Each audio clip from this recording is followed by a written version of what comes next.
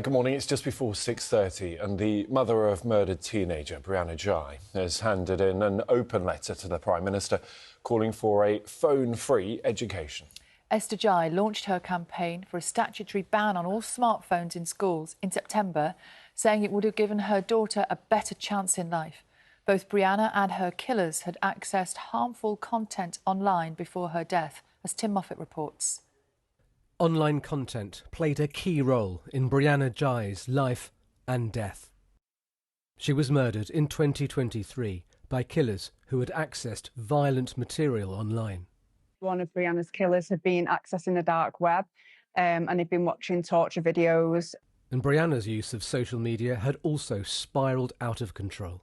She was completely addicted to a phone and it was such a distraction. When she was going into classroom, she was looking at a phone under the table, or she was going to the toilet to film TikTok videos. And it was just that constant pressure of social media and wanting to get those likes. One of the hardest things was learning about what Brianna was accessing online that was encouraging her to self-harm and have an eating disorder. So for me, this campaign is deeply personal. My daughter Brianna faced immense challenges in school that were linked to her phone use. Esther's come to the Houses of Parliament. She's hoping MPs will back her campaign for a phone-free education. Thank you everybody for being here today. I'd love for the government to bring in a statutory ban of phones in schools. Do you think some people just don't understand how big an issue and how big a problem this is?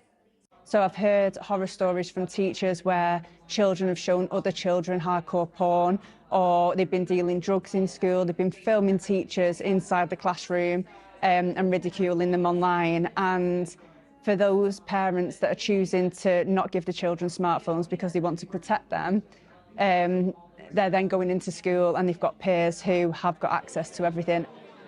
I think it's a great idea and I'm fully supportive and backing what Esther is trying to do. The harm that our children are being exposed to, both at home and in schools, is quite frankly unimaginable. We're starting to see the consequences of that. And the sooner we can start giving children that space where they can learn without social media impacting upon their thoughts, their relationships, what they do at lunchtime, what they do in the breaks, the better. Alfie, Evelyn, Tobias and Lily all attend Birchwood High School in Cheshire, one of 9 in the county, which makes students place their phones in lockable pouches every morning, which can't be accessed until they leave school. I don't think people actually realise how much their phone does take over their life, especially outside and inside of school. So for the hours that we're in school, it's great to be able to not have to worry about who's liked your post or who's messaging you, and just focus on what you need to do at school. What did you make of the ban? What impact did it have on you? At first it was a shock, because as a teenager, finding out you have to lock your phone all day, it does come as a shock at first.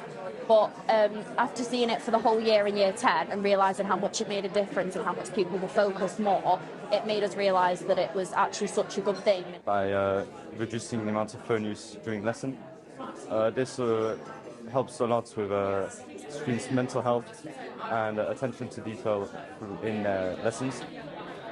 Government has to be involved in this decision because it is not fair to expect individual families, to expect teachers, and especially not to expect young people themselves to regulate their own smartphone use. These devices are designed to be addictive.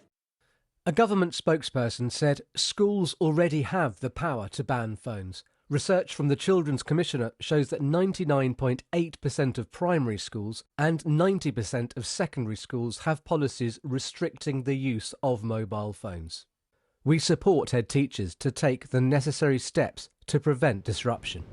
But for Esther, this isn't enough, as it puts the onus on schools to come up with the policies.